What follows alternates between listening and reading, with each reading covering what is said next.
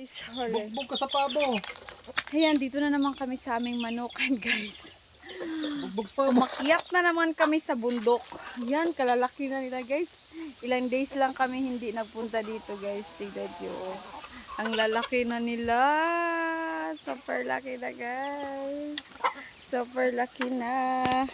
Tapos, ang dami na nilang egg. Ayan. Guys, ang laki na nila, oh. Bilis lang naglakihan, guys, oh. Lalaki na ng mga chicken namin, guys. Tapos may naglimlim na rin. Ayan, yung pagkain nila ngayon kasi, yung pagkain nila ngayon is feeds at saka saging. Yung saging na, katawan ng saging, guys. Ayan. Katawan ng saging. Gimix namin. Ubod ng saging. Yun yung pagkain nila ngayon. Hey, what are you doing? Tubig yun, ha? Ano ba yun? Hindi pa. Yes, oh. So good. Lalaki, bilis naglakihan, guys. Sobrang bilis nilang lumaki, as in.